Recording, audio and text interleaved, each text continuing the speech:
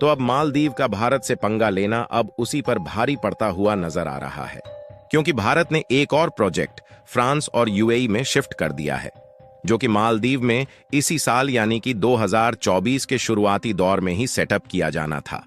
मालदीव को लग रहा था कि वह चीन से हाथ मिला लेगा तो भारत उसकी और ज्यादा इज्जत करेगा, लेकिन भारत अब यह बात अच्छे से समझ चुका है कि मालदीव से दोस्ती रखना हमारे लिए खतरा साबित हो सकता है। और मालदीव के राष्ट्रपति मोहम्मद मुइज्जू ने चीन के साथ मिलकर भारत के खिलाफ जो एग्रीमेंट किए हैं, भारत उसका दांव निकलने में कोई भी कसर नहीं छोड़ने वाला।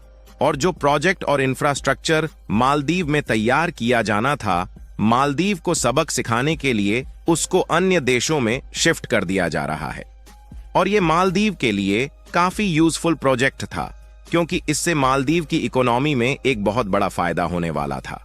दोस्तों, हम बात कर रहे हैं सोलर पार्क प्रोजेक्ट की, और इसकी खास बात यह थी कि भारत की IHCL यानी कि इंडियन होटल्स कंपनी लिमिटेड, ताज रिजॉर्ट्स और ईस्पा मिलकर ज्वाइंट वेंचर में इंफ्रास्ट्रक्चर तैयार करने वाली थी। और कमाल की बात यह है कि इसे इस तरीके से डिजाइन किया जाने वाला था जिससे यह पानी पर तैरता रहे, क्योंकि मालदीव जैसे देशों में जमीनी हिस्से बहुत ही कम है और यह कोई छोटा मोटा प्रोजेक्ट नहीं था। इसको एक बहुत ही बड़े लेवल पर सेटअप किया जाना था और भारत की कंपनियों ने इसके लिए एक लार्ज अमाउंट इन्वेस्टमेंट पहले से बचा रखी थी। लेकिन मालदीव के राष्ट्रपति मोहम्मद मुइज्जू ने चीन से हाथ मिला लिया है, तो भारत इस प्रोजेक्ट को यूएई और फ्रांस में भेजने का फैसला बना लिया है। पूरी डेवलपमेंट क्या है, इस वीडियो में समझते हैं। मालदीव के खिलाफ भारत के इस शानदार फैसले के लिए इस वीडियो को एक लाइक करके चैनल को सब्सक्राइब जरूर करें। असल में हुआ यह है कि जब मालदीव ने भारत के खिलाफ चीन के साथ मिलकर खिचड़ी पकाना शुरू कर दिया है, तो भारत भी मालदीव को ठिकाने लगाने की कोई भी कमी नहीं छोड़ने वाला। और भारत ने जो इन्वेस्टमेंट प्लान मालदीव के लिए तैयार किया था, अब उसी इन्वेस्टमेंट से दूसरे देशों में एक बड़े लेवल पर कुछ प्रोजेक्ट स्टार्ट किए जा रहे हैं।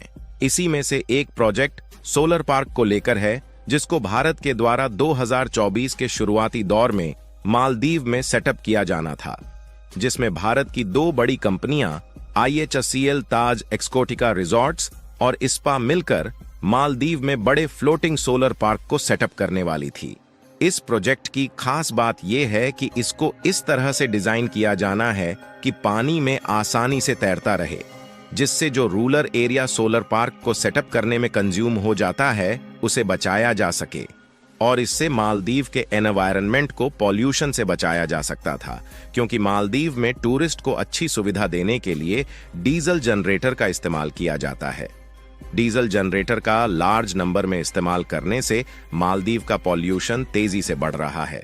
यही नहीं, इसके अलावा फ्लोटिंग सोलर पार्क प्रोजेक्ट प्रत्येक वर्ष 1189 टन ग्रीन हाउस एमिशन को कम किया जा सकता है।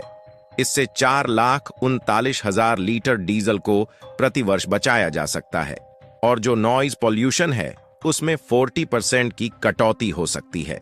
लेकिन अब मालदीव ने भारत के साथ दुश्मनी लेकर अपनी अर्थव्यवस्था को किस लेवल का नुकसान पहुंचाया है, उसका पछतावा अब उसे होने लगा है। लेकिन चाहे कुछ भी हो जाए, भारत अब मालदीव का किसी भी सेक्टर में हेल्प नहीं करने वाला है। और जब से मालदीव के राष्ट्रपति चीन के राष्ट्रपति शी जिनपिंग से मिले हैं, तब से उनके तेवर बदले हुए हैं।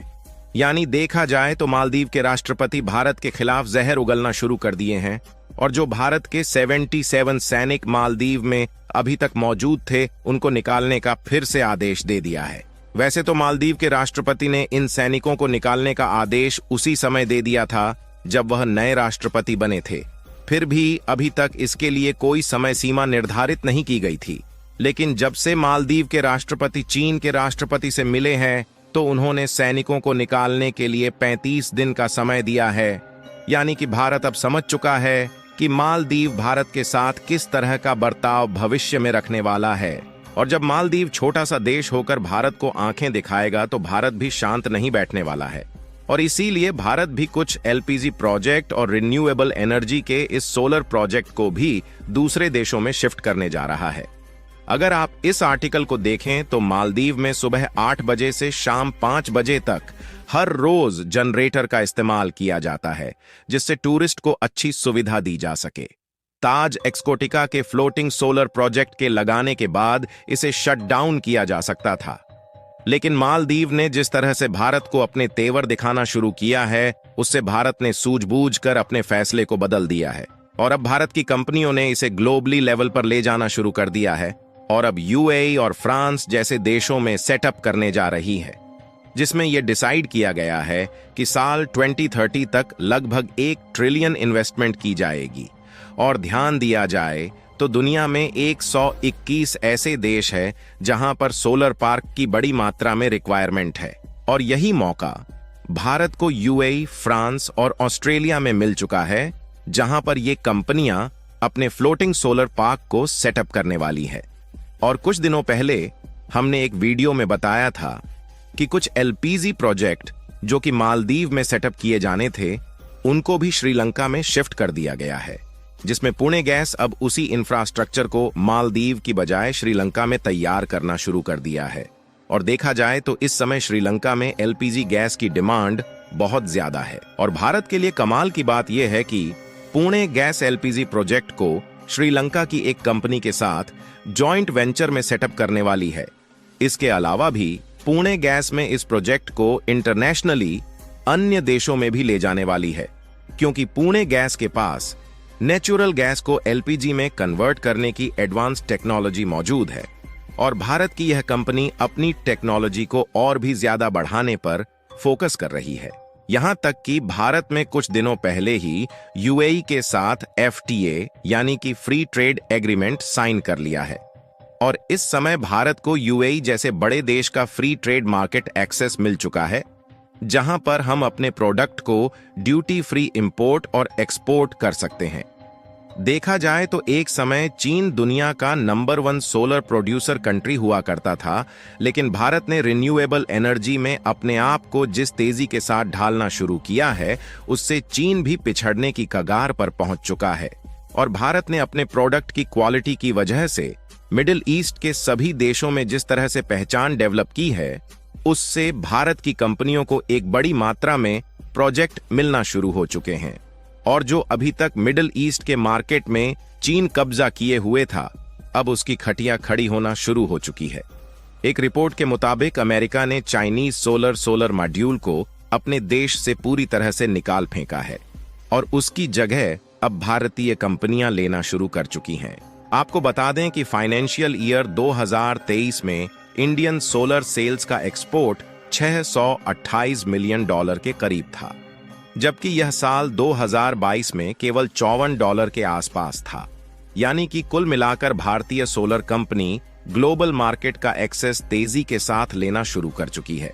यानी कुल मिलाकर देखा जाए तो भारतीय कंपनी धीरे धीरे मिडिल ईस्ट के सभी देशों में फैलती चली जा रही है। आपको बता दें कि फ्लोटिंग सोलर पार्क के अलावा भी कुछ ऐसे प्रोजेक्ट हैं जिनको भारत मालदीव के बजाय दूसरे देशों में शिफ्ट करने वाला है। और भले ही चीन मालदीव की मदद करने की बात कर रहा है, लेकिन जिस तरह से भारत मदद करता था उस तरह से चीन मदद नहीं करने वाला।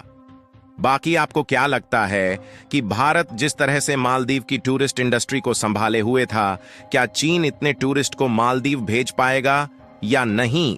अपनी राय कमेंट में जरूर बताएं और भारत के इस शानदार कदम के लिए वीडियो को एक लाइक भी कर दीजिएगा और अपने मित्रों तक शेयर करें ताकि उन्हें भी जानकारी मिल सके। इसी तरह और भी नॉलेजेबल वीडियो के लिए चैनल को सब्सक्राइब जरूर करें।